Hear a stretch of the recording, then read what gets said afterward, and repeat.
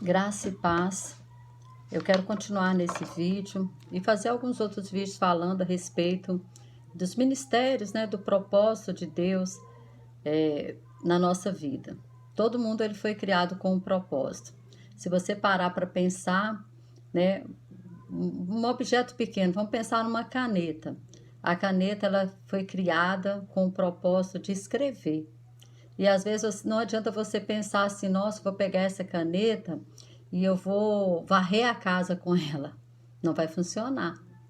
Mas ela funciona muito bem para aquilo que ela foi criada, para aquilo que ela foi pensada. E quando o Criador ele nos criou, Salmo 139 fala que antes que nós existisse qualquer um dos nossos dias, ele ia escrevendo a nossa história no seu livro. Ou seja, tudo tem um propósito, nada é criado por acaso. E se você parar para pensar, poxa, vamos pensar num fabricante de carro. O fabricante de carro, quando ele vai criar um carro, ou seja, qualquer outro produto, o que ele faz? Ele pensa na qualidade, na potência, no conforto, ele pensa nos acabamentos, ele pensa em tudo. Por quê? Porque aquele carro ele vai levar a sua marca e ele vai levar o seu nome. Então, nós fomos chamados por Deus, para estarmos aqui nessa terra, carregando a sua imagem e sua semelhança. Aonde nós estivermos, nós estamos carregando o Senhor conosco. E em nós está o que é a marca do Senhor e o nome do Senhor. Então, nós temos que zelar por isso. E hoje eu vou falar de algo que é muito comum, né? Nós pensarmos assim, vamos supor que você tem um trabalho secular e você trabalha a semana inteira naquele trabalho. Aí você pensa, nossa, domingo eu vou servir o Senhor lá na igreja. É um pensamento totalmente equivocado. Por quê? Porque Deus, ele te chamou e ele nos chamou. E muitas das vezes aquilo que nós chamamos de secular, Deus ele chama de eterno. A palavra do Senhor fala lá em 1 Coríntios, né? 1 Coríntios, deixa eu ver aqui, 1 Coríntios 10, 31.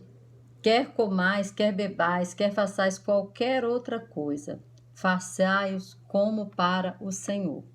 Então, eu não faço para o Senhor só aquilo que eu faço dentro da igreja. Eu não faço para o Senhor só pregar a palavra, louvar, ser um diácono, uma diaconisa. Não, a minha vida em todo o tempo, ela tem que expressar a glória do Senhor. Portanto, irmãos, um empregado que ele é pontual, que ele é eficiente, que ele é honesto, que ele tem um bom caráter, ele está pregando Cristo, ele está pregando o Senhor através da vida dele. Paulo fala que nós temos que ser cartas vivas e muitas pessoas, a única carta que ela vai ler, a única Bíblia que ela vai ter para ler é a sua vida. Então nós pregamos em todo o tempo, com a nossa vida, no nosso ministério secular, em tudo aquilo que nós fazemos na nossa casa. Se você é uma dona de casa, seja a melhor dona de casa. Isso glorifica o nome do Senhor. Isso glorifica o nome do Senhor. Então nós temos que entender que o Senhor nos chamou, e quando ele nos chamou, né, Tiago 1,17, eu acho esse texto muito lindo, que ele fala assim, que Deus, né, ele nos deu o que? Habilidade, ele nos deu dom, e fala assim, que toda dádiva e todo dom perfeito vem do Pai das luzes. Ou seja, não é mais sobrenatural você pregar a palavra do que cuidar de um doente. Pregar a palavra, nós pregamos com palavras. Cuidar de um doente, você está cuidando com a sua vida. Você está colocando ali o amor. E as pessoas, sabe, elas estão enxergando em você alguém que Deus está se manifestando através da sua vida, naquele cuidado. Então, nós temos que saber disso e pararmos, né, de pensar que a palavra de Deus ela está presa nas quatro paredes. Não, eu sirvo ao Senhor quando eu estou no culto. Não, eu preciso de ter um cargo, eu tenho que ser um diácono, eu tenho que ser um obreiro, eu tenho que ser um pastor. Não, nós temos que ser, nós temos que usar as habilidades, os dons que Deus nos deu, aonde nós estivermos, em qualquer lugar. E Deus, ele não usa apenas aqueles dons. Eu vou estar falando nos próximos vídeos através dos 5 dons ministeriais, e alguns outros dons também. E não é somente esses dons, Deus nos deu dom e talento para trabalhar. E eu quero trazer alguns exemplos que nós vamos ver aqui no Velho Testamento. O primeiro está lá em Êxodo 31. Olha para você ver, Deus chama uma pessoa para ser o quê? Um artífice. E Deus fala assim, eu estou chamando ele. Êxodo 31, versículo 1 fala assim, olha, depois falou o Senhor a Moisés dizendo, eis que eu tenho chamado por nome a Bezalel, filho de Uri, filho de Ur, da tribo de Judá, e o enchi do Espírito de Deus de sabedoria, de entendimento e de conhecimento em todo labor, para elaborar projetos, trabalhar em ouro, em prata e em cobre, e em lapidar pedras para engastes, e em talhes de madeira para trabalhar em todo o labor.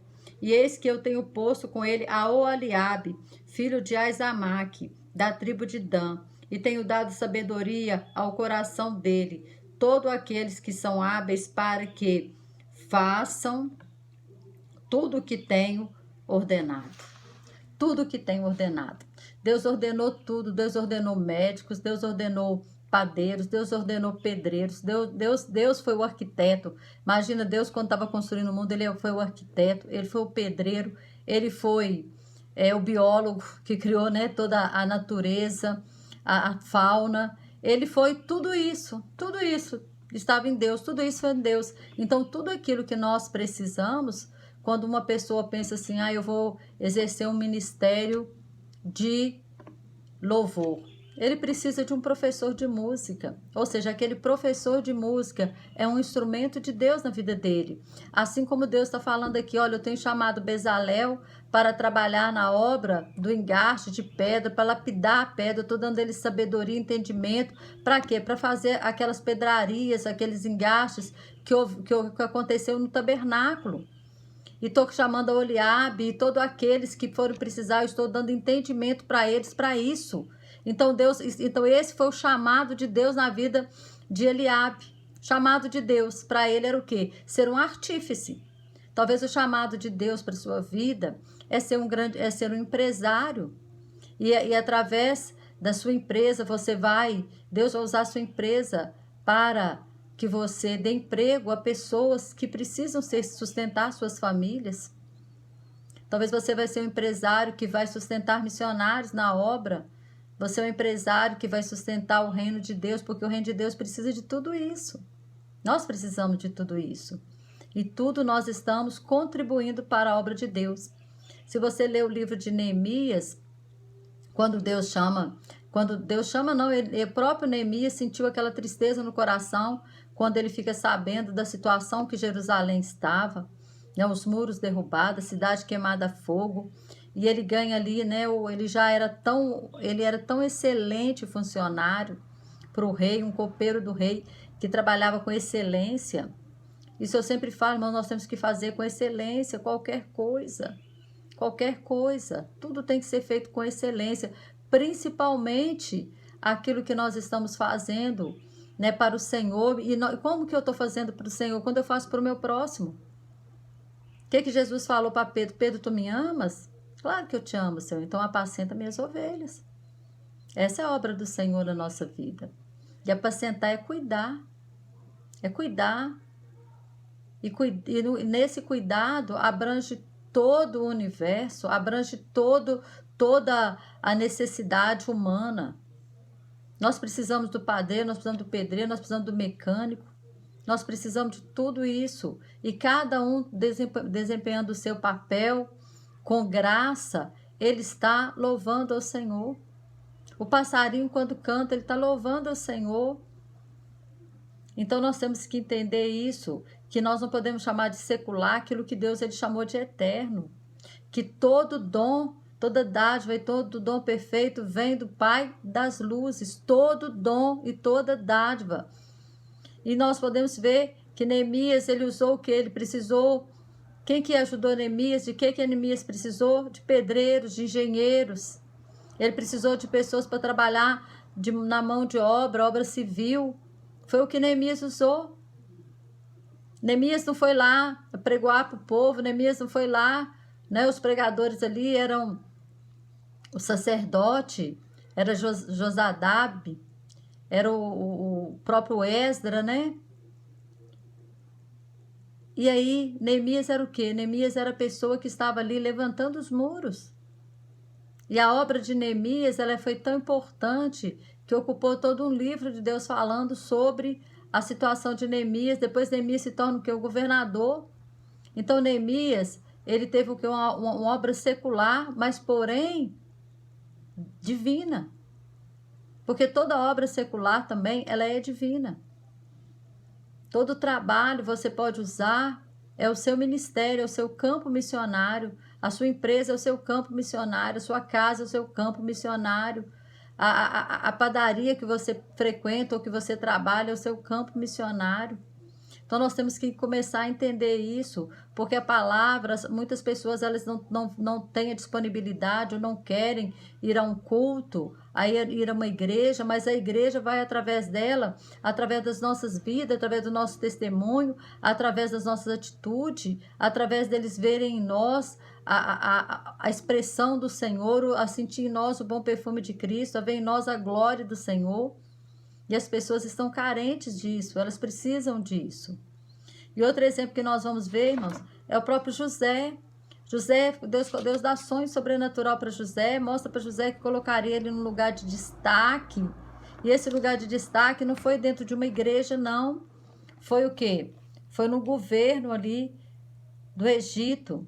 E através do cargo de José, ele pôde salvar, né, o Egito da fome, ele pôde salvar todas as nações daquela época, porque o Egito era um reino mundial, e ele pôde trazer salvação à sua própria família, e ele pôde impedir, né, o extermínio da nação de Israel. Por quê? Porque a nação havia acabado de começar. Era o quê? Abraão, depois Jacó, Isaac, Jacó, e na época de José estava Jacó e seus filhos lá em Canaã, já morrendo de fome, né, necessitaram ir para o Egito buscar comida. E nesse meio, José ele se manifesta para seus irmãos, mostrando que ele era o governador do Egito. E ali, Jacó vai para lá e ali eles são alimentados, sustentados e se tornam uma grande nação, se tornam um grande povo. Eles se multiplicam ali no Egito. Então, o propósito de Deus na vida de José, ele não foi menos sobrenatural do que o propósito de um pastor, de um apóstolo, de um evangelista, de um mestre. Não foi. E Deus, quem que Deus usava? Deus dava para José o quê? Sabedoria. Sabedoria. Sabedoria, né, na interpretação dos sonhos. Sabedoria depois para falar com o faraó, olha, nesses 7 anos de escassez, de abundância, vamos guardar em celeiros, porque vai vir 7 anos de escassez. E Faraó vê nele o que? Um espírito de sabedoria, e coloca ele ali então como governador do Egito. Mas nós sabemos toda a história de José, aonde José passou, ele foi uma carta viva. Aonde José passou, ele não negou o nome do Senhor, ele foi exemplar. Ele era um filho exemplar para Jacó, ele foi um funcionário exemplar para Potifar, e ele foi também exemplar dentro da cadeia. Dentro da cadeia, ele sobressaiu. Então nós precisamos saber disso, que Deus ele pode nos fazer sobressair aonde nós estivermos. Quer seja num trabalho secular, quer seja num trabalho dentro da igreja, quer seja num trabalho em tempo integral, Deus ele pode te usar de maneira sobrenatural. E você não é um projeto do acaso, você tem um propósito divino na sua vida. Você nasceu para cumprir esse propósito divino. E outro exemplo que eu quero dar é de Daniel. Daniel, né, que está aqui em Daniel 6, eu quero ler. É tão interessante que Daniel ele não ficava ali no Egito pregando, falando mal dos deuses do Egito, não. Ele ficava ali mostrando o Senhor com a sua vida. Com a sua vida. Ele não falava nada, ele se deixava Deus se justificar e mostrava Deus com a sua inteireza, com o seu caráter. Olha o que fala Daniel 6. E pareceu bem a Dario constituir sobre todo o reino 120 príncipes que estivessem sobre todo o reino, e sobre eles 3 presidentes, dos quais Daniel era um dos quais este príncipe. Peraí, desculpa, irmãos, eu li 2 aqui. E sobre eles 3 presidentes, dos quais Daniel era um, aos quais estes príncipes dessem conta para que o rei não sofresse dano. Então mesmo Daniel sobrepujou estes príncipes e presidentes, porque nele havia um espírito excelente. Irmãos, um espírito excelente. E o rei pensava constituí-lo sobre todo o reino. Então os presidentes e os príncipes procuravam achar ocasião contra Daniel a respeito do reino, mas não podiam achar ocasião ou culpa alguma, porque ele era fiel e não se achava nele nenhum erro ou culpa. Ele era fiel, sabe o que? Ele era fiel a Deus e ele era fiel ao rei. Ele era fiel ao seu cargo, ele era uma pessoa de confiança do rei, porque não foi achado nele erro algum. Eles olharam as contas de Daniel, eles olharam a vida de Daniel, eles pesquisaram tudo e não achou erro algum em Daniel. Será que nós temos sido essa pessoa assim exemplar? Será que se as pessoas olharem para a nossa vida não vai encontrar erro algum? Irmãos, que Deus tenha misericórdia de nós. E que nós possamos consertar aquilo que precisa ser consertado nas nossas vidas. Porque Daniel, então, não foi encontrado nada. Então, o que eles disseram? Então, esses homens disseram: nunca acharemos ocasião alguma contra este Daniel, se não acharmos contra ele na lei do Senhor, seu Deus. Ou seja, Daniel não pregava contra os reis da Babilônia, Daniel não pregava com as suas palavras, mas ele pregava com a sua atitude. E o que Daniel era? Daniel era um político. Então, Deus, ele precisa de pessoas em todos os campos. Precisa de pessoas na política para sobressair, sim, na política. Para ter um espírito excelente de sabedoria, para saber votar leis, para aconselhar o presidente. Deus precisa de pessoas com espírito excelente na medicina, salvando pessoas. Deus precisa de pessoas com espírito excelente dentro das igrejas, fora das igrejas. É isso que eu gostaria de dizer para você, porque às vezes você está aí triste, achando que você não faz nada para o Senhor. Eu quero te dizer que dentro da sua firma, onde você estiver, dentro da sua casa, dentro da sua parentela, você pode ser um instrumento usado por Deus de maneira sobrenatural. José era um instrumento de Deus dentro da cadeia. Dentro da cadeia. Então, tudo isso é importante. E para finalizar aqui, irmãos, eu quero ler um texto que está lá em Atos 9. Olha para você ver, eu li alguns que estavam aqui no Velho Testamento. Agora eu vou ler um que está aqui no Novo Testamento. Atos 9, o versículo 36. E fala assim: e havia em Jope uma discípula chamada Tabita, que traduzido se diz Dorcas. Esta era cheia de boas obras e esmolas que fazia. E aconteceu naqueles dias que, enfermando ela, morreu. E tendo-a lavado, e depositaram-a num quarto. Como Lida era perto de Jope, ouvindo os discípulos que Pedro estava ali, mandaram 2 homens, rogando-lhe que não demorasse em vir ter com eles. E levantando-se Pedro, foi com eles, e quando chegou, o levaram ao quarto alto. E todas as viúvas o rodearam, chorando e mostrando as túnicas e as roupas que Dorca fazia quando estava com elas. E se você acabar de ler, Pedro, então, ele ora e aquela mulher ressuscita. Irmãos, era uma mulher que fazia túnicas. Era uma mulher que esmolava. Era uma mulher, se nós trazemos para o natural hoje, uma assistente social. Alguém que ajudava as pessoas necessitadas. E olha para você ver, o próprio Pedro saiu de uma cidade para ir na outra, para orar por ela, porque a comunidade estava comovida com a morte dessa mulher. Tamanho era o testemunho desta mulher. Tamanho era o testemunho dela, das boas obras que ela fazia. E aí, Pedro sai de uma cidade, vai na outra cidade para orar, e essa mulher então ressuscita. E ali as mulheres mostrando as túnicas que ela fazia, ou seja, ela era uma costureira, ela era uma mulher que estava preocupada com a necessidade do outro. Então nós podemos servir o Senhor com os nossos dons e talentos, na profissão que nós estivermos, no nosso secular, Então não chame de secular aquilo que o Senhor chama de divino. A sua profissão é algo divino e Deus quer te usar aonde você estiver. Seja esse instrumento vivo nas mãos do Senhor. Seja excelente como Daniel. Tenha esse espírito de sabedoria, né? E seja um bom caráter. Seja uma pessoa que seja pontual no seu emprego, que o seu chefe ganhe a confiança do seu chefe, porque foi o que José fez. José ganhou a confiança. Neemias ganhou a confiança do rei Artaxerxes. Daniel ganhou a confiança do rei Dario. Olha para você ver, cada um trabalhando no seu trabalho secular, mas com excelência. E é isso que o Senhor quer de cada um de nós, que possamos ser excelente, para fazer com excelência, para aquele que já fez tudo para nós com excelência. Tudo que Deus fez para nós foi com excelência.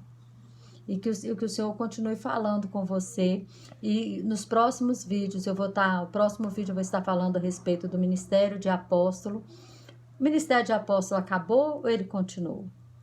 Os apóstolos foram só aqueles que viveram com Jesus, que foram testemunho ocular ou não? Vou responder no próximo vídeo.